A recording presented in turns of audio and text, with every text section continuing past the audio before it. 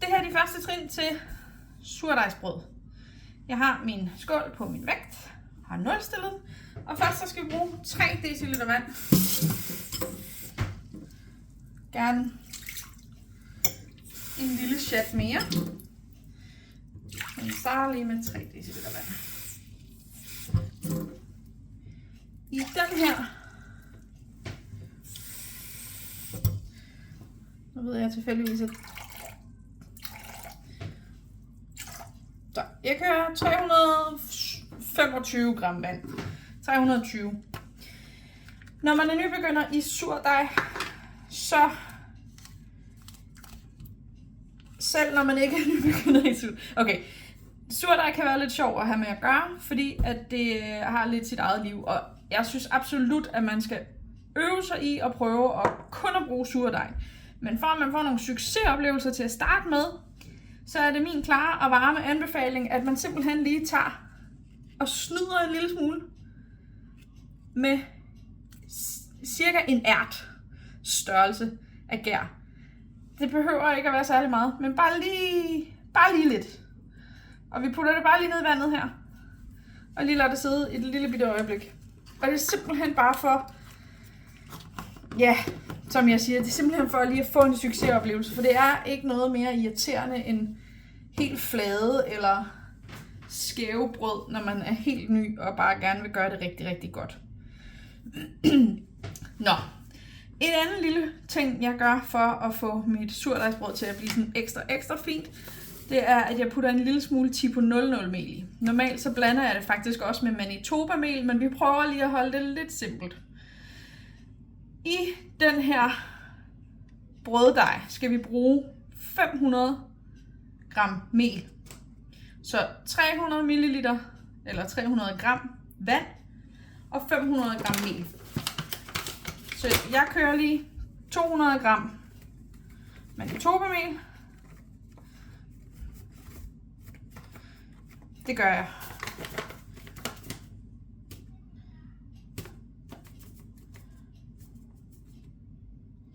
Man kan også bruge 150 gram. Og surdejsbrød er der nogen, der siger, at man skal være meget præcis, og man skal gøre alting meget præcist. Og det skal man selvfølgelig også, det bliver altid bedst. Men godt er også nogle gange godt nok. Og det er lidt den, jeg kører efter. Så vi kan godt måle ned til mindste gram, men vi kan også sige, at det passer rimelig godt. Så nu prøver vi at se, om vi kan så ramme 500 gram her. Med almindelig mel bagefter. Og det her er bare, ja, helt almindelig mel. Så 503. Det er nemlig lige præcis godt nok. Så skal vi have 100 gram surdej i. Den har jeg målt af her. Og det skal være en aktiv surdej, som hvis I kan se de her bobler, der er hernede i. Det betyder, at den er aktiv. Og for at være sikker på, at en surdej er aktiv, så kan man fodre den dagen før man skal i gang. Eller i hvert fald sådan cirka 12 timer før. Så passer det nogenlunde. Men den skal bare heroppe i. Jeg skraber den bare med fingrene. Dut.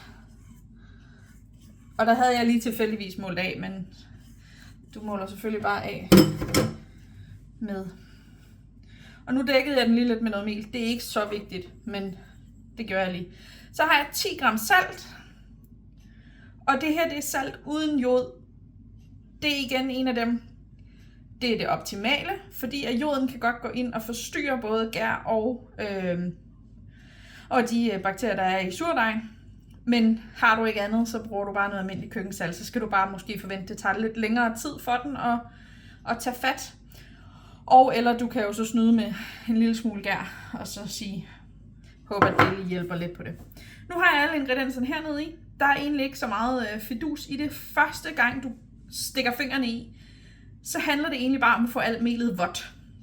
Og så fordi jeg har gær i bunden, så skal jeg også lige sørge for, at det ikke bare ligger i sådan nogle klumper. Men det skulle det helst gerne ikke. Så til at starte med, så tager man egentlig bare Den her bevægelse kan man lige så godt øve sig i til at starte med. Man er ligesom en dejskraber, holder hånden lukket, og så skraber man kanterne ind over. Boop. Og nu var det første gang, vi rører i den. Så tager vi også lige laver piskeriset her. Nu har jeg fået det sådan nogenlunde blandet sammen. Kan I se, nu er det ikke sådan vand og mel. Nu begynder det at blive sådan lidt mere en klistret masse. Så nu tager jeg lige piskeriset her. Og prøver at få det blandet helt sammen. Der løsnede jeg det lige fra mine fingre der. Det er sådan, det er jo meget med surdej, at det er meget sådan en, man skal kunne mærke sig frem til det. Og det er det, der er svært i starten, fordi man ved ikke, hvad man mærker efter. Så her, nu tager jeg lige, jeg tager piskeriset, og så klemmer jeg. Og piskeriset, og så klemmer jeg. Simpelthen. Og nu kan vi begynde at se, hvordan dejen hvordan det begynder at blive til en masse. Det er ikke rigtig sådan en samlet dej endnu, men I kan se på min skål, det begynder at slippe fra kanterne. Nu bruger jeg så også lige den her klat, jeg har på hænderne, til at lige skrabe kanterne ned. Og jo mere vådt det er, jo mere klistret er det, så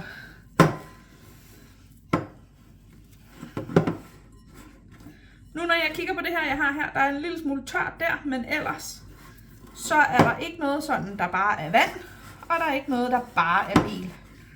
Nu er det her en god ensartet bunke klister. Så min opgave nu er simpelthen at lige få det ned fra kanterne og af fingrene. Fordi alt det der, jeg har på fingrene, som en af dem, jeg har lært af, han siger, alt dej bliver til brød, så vi skal prøve at få så meget af det ned i skålen som muligt.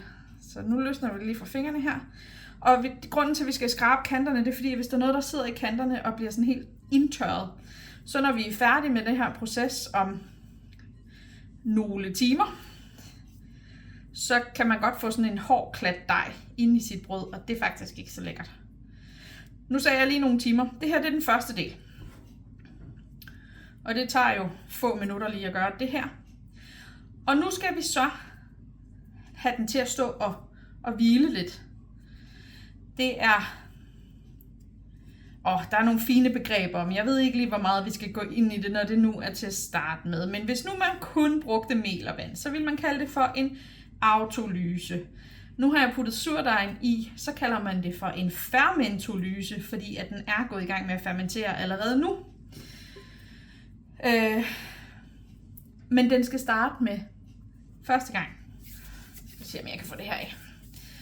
Lige om lidt, nu giver jeg har sådan nogle smarte gummilåg. Hvis ikke du har et smart gummilåg, så kan du bruge et viskestykke eller et grydelåg. Og hvis du bruger et viskestykke, vil jeg anbefale, at man lige gør det vådt først. Det kan være, at jeg skal gøre det, bare fordi det er nok det, de fleste af os har derhjemme.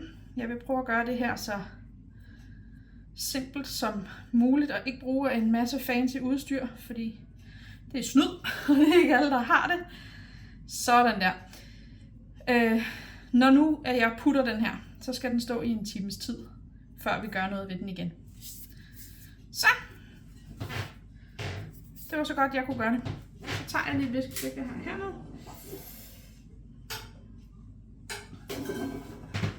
Og gør vådt.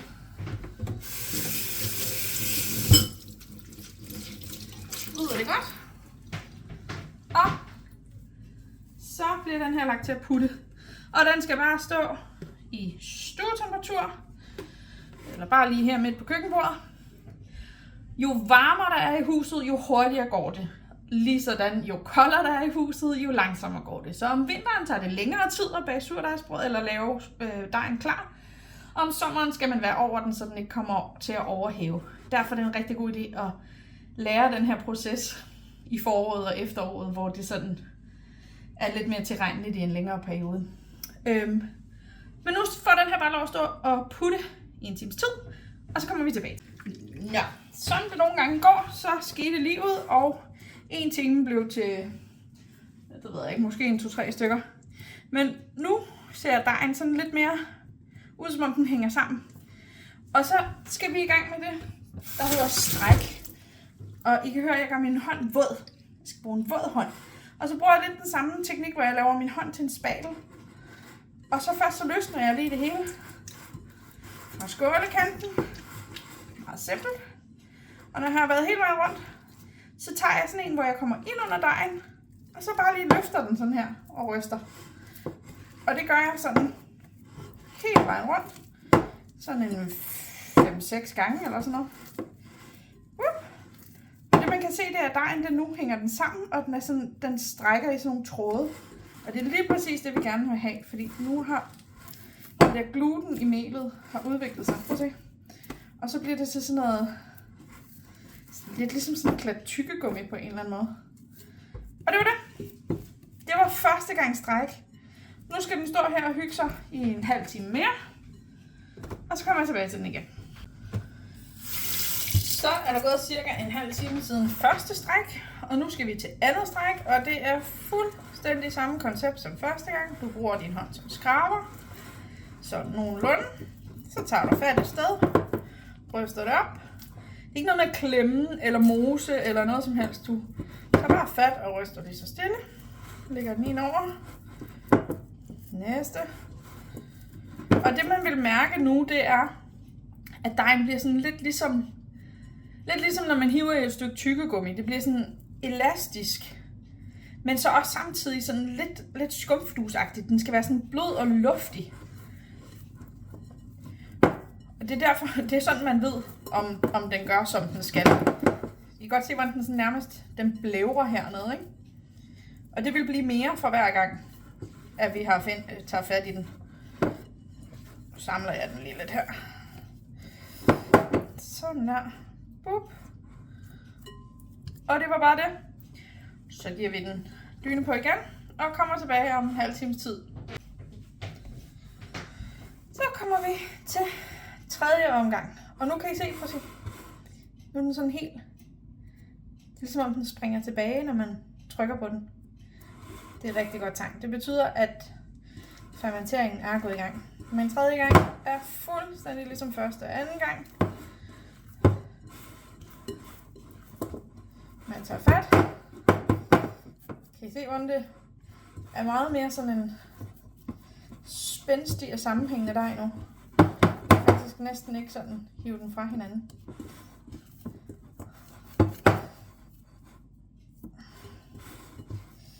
Så kan man også se her, der begynder at danne sig sådan nogle store bobler herinde i. Nu vil man, jeg tror faktisk allerede nu, jeg ville kunne lave det, som der hedder en window pane test, eller som David, min søn, engang kaldte det, en vinduestesten.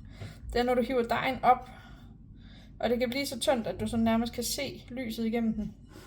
Nu ved jeg ikke, hvordan det her tager sig ud på kamera, om det overhovedet kan ses. Men jeg kan godt se, at den sprækker lidt stadigvæk. Så jeg tror lige, den skal lige have en, i hvert fald en halv time mere. Og nu, prøv at se her. Hvis jeg samler den her nu, så begynder den at have en glat overflade. Jeg ville godt kunne tage den her nu og sige, at den var færdig. Og det er lige før jeg overvejer at gøre det. Kan I se, der kommer sådan flotte bobler her. Men nu lader jeg den lige ligge og hygge sig lidt. Og hvor mange gange skal man gøre det her, strækker folk? Det er altså lidt en vurderingssag.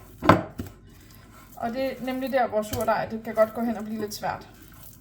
Men sådan som den her dej ser ud nu, hvor den sådan er blød og sådan lidt spændstig, og den har en glat overflade, og den laver sådan nogle fine bobler her. Puff.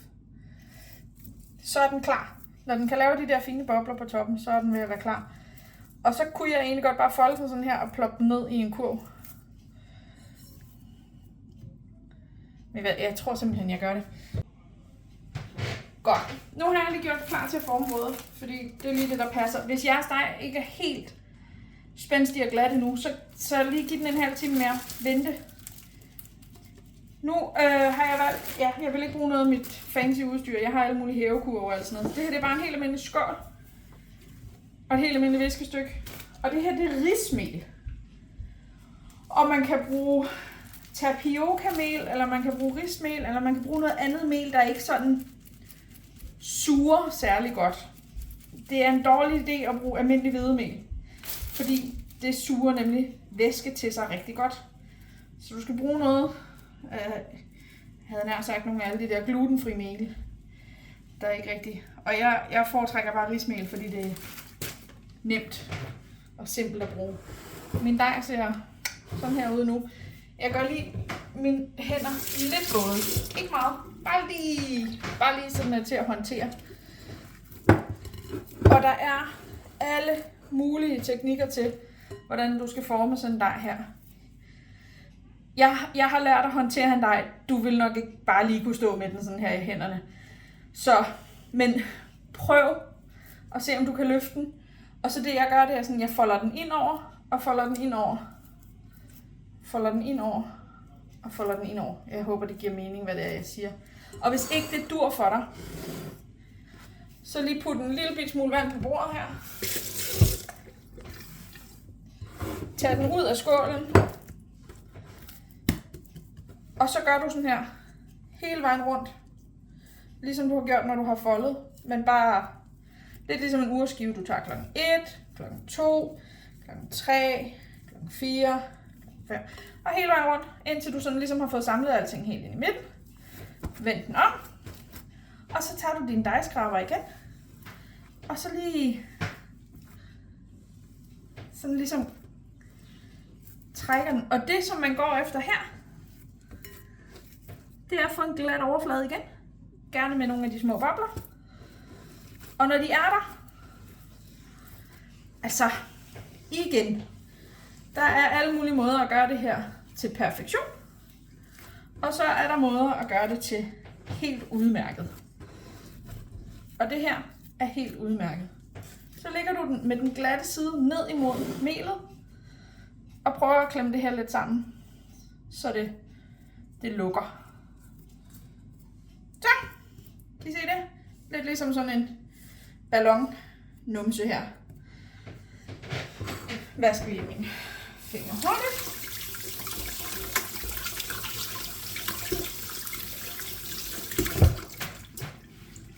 Og strør mere mel på. Det er udelukkende for, at det ikke hænger fast i håndklædet. Eller viskestykket. Og så også for at det holder sin form. Så det er det, vil være det der. Godt. Og nu er det simpelthen en flot fast kugle her. Lukker den pænt til. Nu skal den her stå i 1-2 timer. Igen bare ved stuetemperatur. Det er sidste fermenteringen. Efter 1-2 timer bare ved stuetemperatur kan man bage den.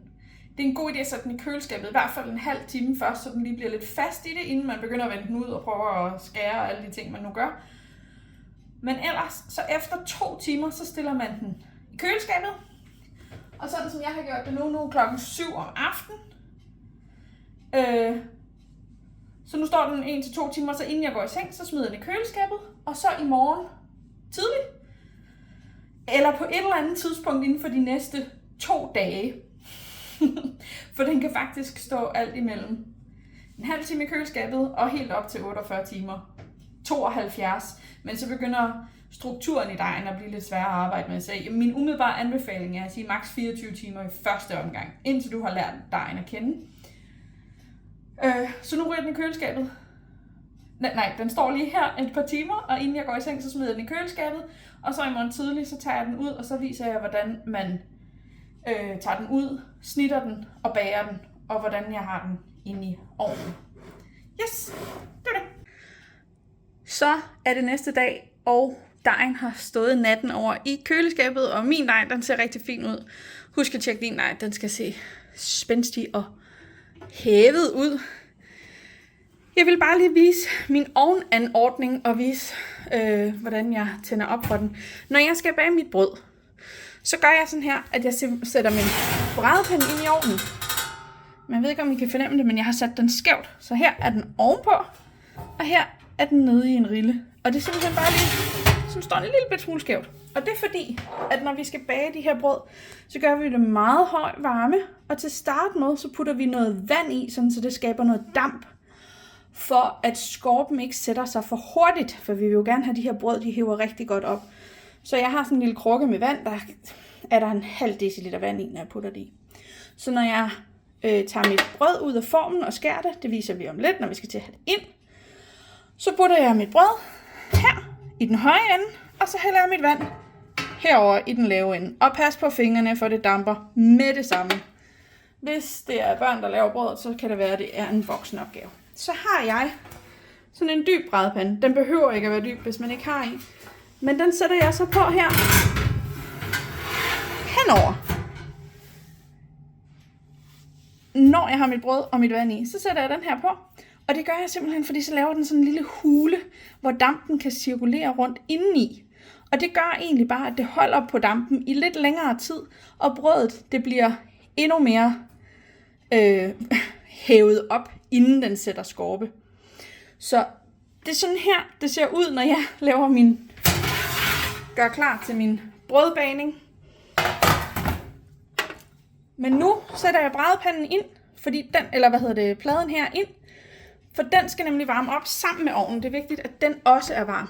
Jeg sætter det til så høj en temperatur, jeg kan. Den kan køre til 250. Den kan også lave sådan noget mega varme. Men 250 almindelig ovn, det er det, vi kører til at starte med.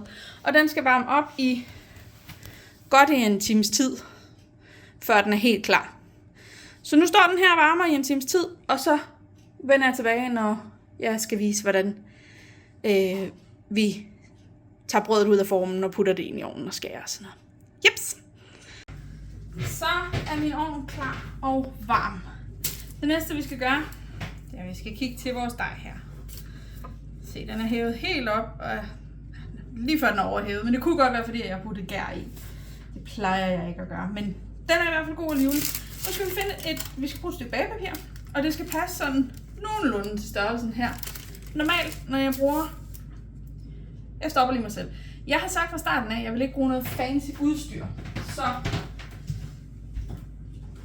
det har jeg naturligvis ikke gjort. Men normalt, når jeg bager, så har jeg sådan nogle fine hævekurve med en lille stofstykke i, og det passer tilfældigvis lige med et halvt stykke bagepapir. Men den har jeg jo ikke brugt i dag, og jeg formoder, at I andre også bare har brugt en skål eller noget. Så det I kan gøre, bare tage et stykke bagepapir, og så kan I enten klippe det til. Jeg er lige lidt doven i dag, så jeg folder den bare. Og nu passer den sådan nogenlunde her på. Så skal vi til at i gang med at vippe den ud af havekurven, og vi skal have lavet et snit i den, så den ikke bare eksploderer et eller andet tilfældigt sted. Og man kan lave alle mulige fancy snit. I dag holder vi det simpelt, vi laver en lige streg. Hvis man har udstyret, så kan man bruge sådan et meget fint barberblad her. Det kan man bruge til at lave alle mulige meget fornemme udskæringer. Man skal selvfølgelig passe på fingrene, meget, meget vigtigt. Så lige jeg ramte bladet med min tommelfinger, der skete ikke noget. Før jeg havde mit fine barberblad, så brugte jeg en steakkniv, fordi den har takker, men også en glat side. Det kan jeg heller ikke forvente, at alle folk har. Jeg satser på, at alle har en brødkniv, så det er det, vi bruger i dag. Og grunden til, at jeg bruger brødkniven, det er simpelthen, fordi den har takker. Nu den her meget tynd, det vil man foretrække. Det skal ikke være sådan en rigtig grov en, så det er faktisk bedre at bruge en almindelig kniv. Det er fordi, man skal ikke hive og slide for meget i dejen, når man skal skære den. Så man skal have sin brødkniv klar. Man skal have et stykke bagepapir klar. Og mere fancy udstyr, så har jeg også sådan en fin pizzaspatel, så det man gør, det er, at man lægger bagepapiret på, den her ovenpå, og så tipper den ud. Men igen, jeg kan ikke forvente, at I har en pizzaspatel. Så vi bruger en tallerken. Simpelthen. Bagepapir på, tallerken på, og så flipper man den bare. Så skal man have skålen af, og man skal have viskestykket af. Og så har man jo brugt den her gode mel, der ikke suger en hel masse. Så den har holdt den på plads. Nu laver vi et snit, og så skal vi egentlig ret hurtigt have den ind i ovnen. Man skal ikke vippe den ud, og så lade den stå her og vente for lang tid. Så kniven skal vinkles. Man må ikke skære lige ned. Det kan du godt, hvis du lægger den lige midt i. Så får du et meget åbent brød. Du må heller ikke skære sådan helt fladt. Du skal have den på sådan en vinkel af 45 grader, og så starter du hernede. Det her det er sådan et rimelig standard snit til sådan et brød her. Og her, der så jeg bevægede den lidt, men det er ikke sådan noget med at stå og hugge og hakke i den. Spørgsmålet er tit, hvor dybt skal man skære. Hvis den er meget hævet, ligesom min er, så behøver man kun lige at lægge snittet. Hvis den ikke er hævet så meget, så skal du snitte lidt dybere ned, fordi så skal den have noget plads til at åbne sig på. Så nu skal vi have det ind i ovnen. Jeg forsøger lige, om jeg kan gøre alt det her med en hånd og med kamerastativ og det hele. Så nu får du lige en flyvetur her.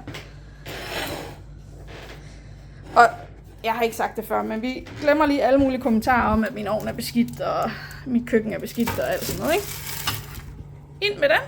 Og igen, hvis du er et barn, så lader du lige en voksen gøre det her. Fordi ovnen den er jo så 250 grader varm nu. Hælder vandet i. Og det begynder allerede at syde og boble. Og så brædepanden på. Og så har vi den her flotte hævekasse herinde. Kan I se det? Så skal den egentlig bare hygge sig herinde. Nu skulle man tro, at man bare skulle have den på så høj varme som muligt. Men det jeg gør, er faktisk at skrue ned nu til 180 almindelig ovn. Og så skal den stå her i 10-12 minutter. Jeg plejer at sætte en timer på 10 minutter, og så når de 10 minutter er gået, så skal den her ud, og vi skal skrue op for varmen. Men det kommer vi tilbage til. Nå, jeg kan blankt indrømme, at jeg glemte at sætte en timer. Men jeg gætter på, at der er gået cirka 10 minutter nu. Så jeg kigger lige til mit brød. Pas på dampen. Yes. Jeg tror, det passer meget godt. Og min erfaring fortæller mig også, at jeg roligt kan gøre det her nu. Prøv lige at se, hvordan den sådan er åbnet op. Her. Lad være med at stikke hånden ind i ovnen. Men den er åbnet op, men den er stadigvæk ikke hård. Så det vi skal have nu, det er, at vi skal have den til at blive sprød og lækker, og sådan åbne op til det der velkendte surdejs øre, som man kalder det, når den får sådan en skorpe, der gør sådan her. Det gør jeg nu ved, at jeg har taget brædepanden ud, så den lille damphule er væk. Så sætter jeg den over på varmluft og skruer op på 220 cirka. Og det gør, at nu bliver den sådan lidt... Grunden til, at jeg ikke sætter den på varmluft til at starte med, det er fordi, at jeg ikke vil stresse mit brød. Den skal ligesom have lov til at komme i gang roligt. Men nu skal den virkelig have gas. Så nu sætter jeg den op i temperatur og giver den varmluft. Så nu får den her karakteristiske øre lige om lidt og skorpen. Vi kommer til at kigge til den. Og fra nu af, nu har den fået 10 minutter til at starte med, fra nu af skal den så have et sted mellem 20 og 30 minutter, og jeg ved godt, det er irriterende med den slags tider, men kom tilbage og kig til den om 20 minutter. Vi vil gerne have, at den får noget farve, men den skal jo selvfølgelig ikke blive helt sort. Men den kan, ja, jo mørkere den er, jo sprødere er den. Så har man mange små børn i familien, kan det være, at man skal stoppe, når den er lidt lysebrun. Og er man sådan en, der virkelig godt kan lide sådan en skarp smag af sådan lidt branket surdej med en god spids ost af en eller anden art, så kan man jo give den sådan, så den er lidt mørkere. Og nu brøvler jeg, så jeg stopper, og så kommer vi tilbage til den her om cirka 20 minutter. Så er de 20 minutter gået, og måske også en lille smule mere. Jeg slukker lige for blæsen, for ellers så blæser den bare dampen ud i hovedet på mig, når jeg åbner lige om 2 sekunder. Men lige umiddelbart, når jeg kigger på den udefra, så tænker jeg, at den ser så fin ud. Nu vil jeg normalt tage min pizzaspade og lige stikke ind under og tage den ud, men jeg har lovet ikke at bruge specialudstyr. Og normalt så laver jeg også 2 brød ad gangen, så det er mere relevant. Det behøver jeg ikke her. Men prøv at se den fine farve. Den har ikke rigtig hævet op og lavet det øre, som jeg gerne vil have. Det tror jeg til dels er fordi, at jeg har puttet gær i, så den er måske en lille smule overhævet. Og så tror jeg... ja, det ved jeg ikke. Et eller andet sted, så er det også lige meget. Man skal huske på, at de her brød her, som vi har snakket om, man kan godt gøre det sådan, så de er perfekte og ligner noget, man kan købe på i en bagerbutik inde på Vesterbro. I en ren hipster-café. Men man kan også bare lave et lækker brød, der ser rigtig flot ud. Og ikke nødvendigvis behøver at være... Jeg vil ikke anbefale at røre ved jeres brød, men prøv at høre.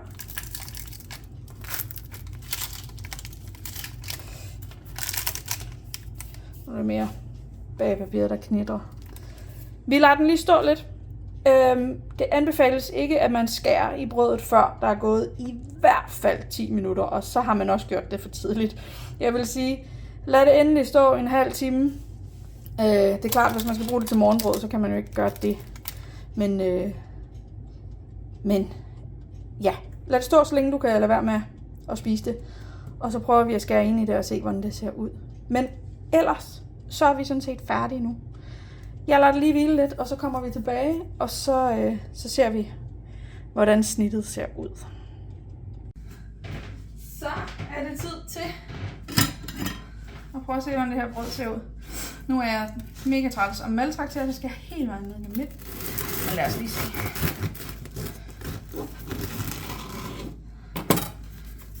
Prøv at høre. Det var det, I skulle høre før. Og se et lækkert brød.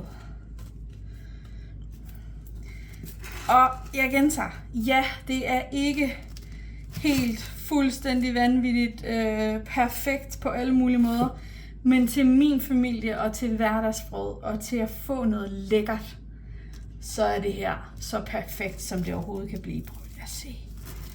Og jeg siger ja, lunt brød sådan her, bare med smør. Men det kommer I jo til at prøve. Held og lykke med det. Og fortæl mig endelig, hvordan det går. Og hvis I nogensinde får en måde, eller I kan kontakte mig og dele billeder af jeres proces, eller I har spørgsmål eller noget som helst, så gør endelig det. Jeg vil virkelig gerne se og høre, hvordan I får det til at lykkes. Men det var alt for nu. Held og lykke, og tak fordi I kiggede med.